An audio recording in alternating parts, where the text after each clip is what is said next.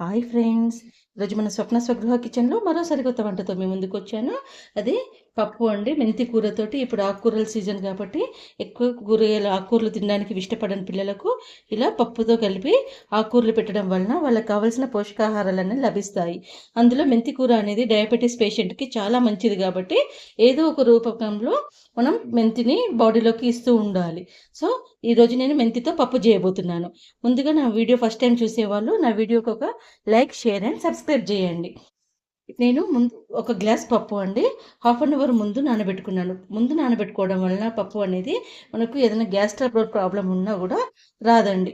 Half an hour ముందు నానబెట్టుకొని తర్వాత దానికోసం 4 టమాటోలు, 5-6 పచ్చిమిర్చి, ఒక ఆనియన్, కొంచెం చింతపండు, మెంతాకండి, తుంచి పెట్టుకున్న మెంతాకు తీసుకున్నాను.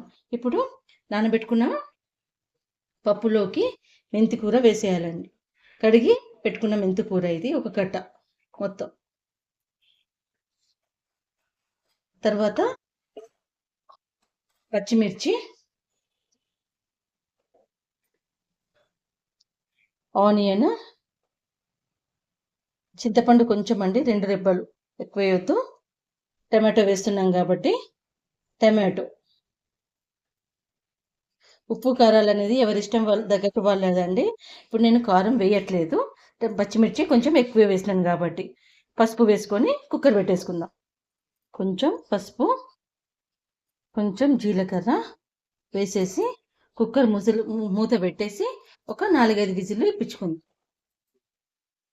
ఉడికి కుక్కర్ మొత్తం చల్లారినాక ఇలా తీసేసి ఈ పప్పు గుత్తి ఉంటుంది కదండి, దీంతో కొంచెం మొత్తం మెదుపుకోవాలి. కొంచెం ఉప్పు వేసుకోవాలి.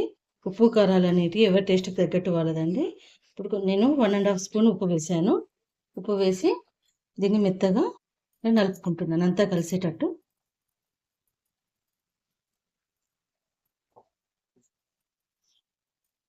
మొత్తం కలిసేటట్టు కలుపుకొని ఇప్పుడు తాలింపు వేసుకుందాం. స్టవ్ ఆన్ చేసి గిన్నెలో ఆయిల్ వేసుకొని ఆయిల్ వేడయ్యేదాకా వేడి చేసుకుందాం.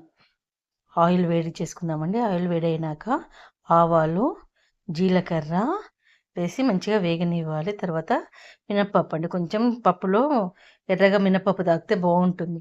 మినపప్పును శనగపప్పు తాలింపులో వేస్తే అవి మనం నములుతుంటే మంచి టేస్ట్ వస్తాయి. తర్వాత ఎండుమిర్చిను కరివేపాకు వేసుకున్నానండి నేను. ఈ పప్పులు అనేవి ఎర్రగా వేగనివ్వాలండి. ఎర్రగా వేగితే మనకు తింటుంటే చాలా రుచిగా వస్తాయి. తర్వాత ఈ తాలింపు మంచిగా వేపుకోవాలి.